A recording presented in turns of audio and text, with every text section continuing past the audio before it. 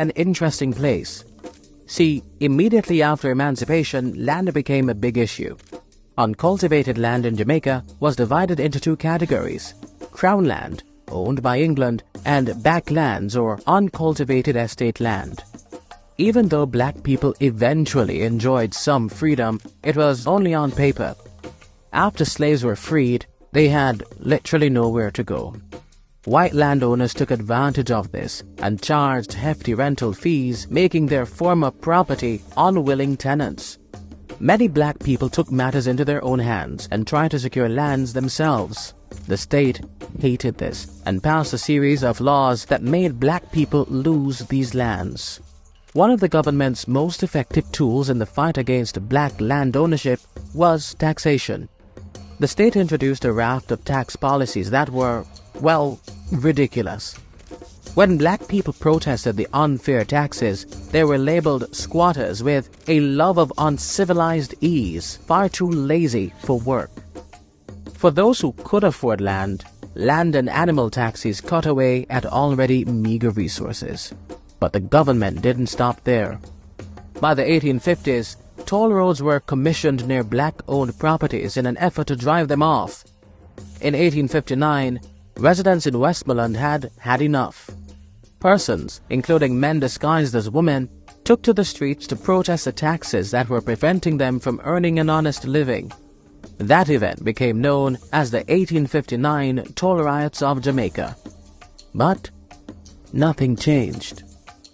Almost 5 years later, in 1865, the situation had gotten so bad that residents wrote to the Queen of England demanding relief from the gruesome taxes and tolls. They begged for a fair chance to access lands in a country that was their home. She wrote back, telling them to stop complaining and to work harder to afford the lands. By October, a Baptist preacher named Paul Bogle led a protest following a court settlement on a St. Thomas land dispute. See, it's always about land. A few days later, on October 11, 1865, Bogle led a march to Morant Bay Courthouse. That event, buoyed by a cry for land equity, became known as the Morant Bay Rebellion. And yet, nothing changed. After the rebellion, the state doubled down, placing more taxes on black communities. Between 1871 and 1912, nearly 250,000 acres became property of the Crown for the non-payment of taxes. And whenever a black person tried to access secured lands, the state met them with absolute violence. Remember the 1963 incident where Rastas were forcibly removed from Coral Gardens and the surrounding areas? Yeah, land.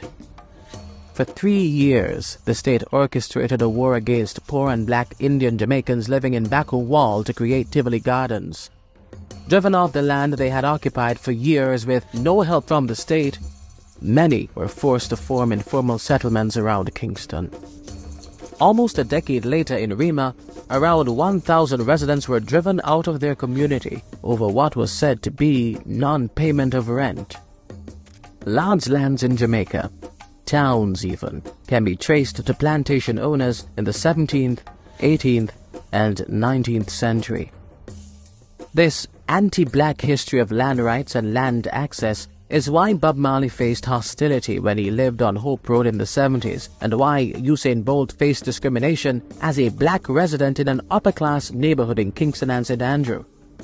Recently, the government has promised to put legislation in place to provide titles for persons who have been living and working on pieces of land for years. With the rising rental costs and increasing barriers to home ownership in Kingston and St. Andrew, the initiative just may help younger generations get a shot at owning a place of their own.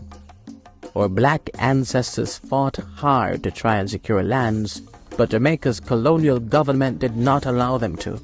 And, well, modern governments have done nothing to fix systematic issues that define local land politics. Jamaica is just an interesting place.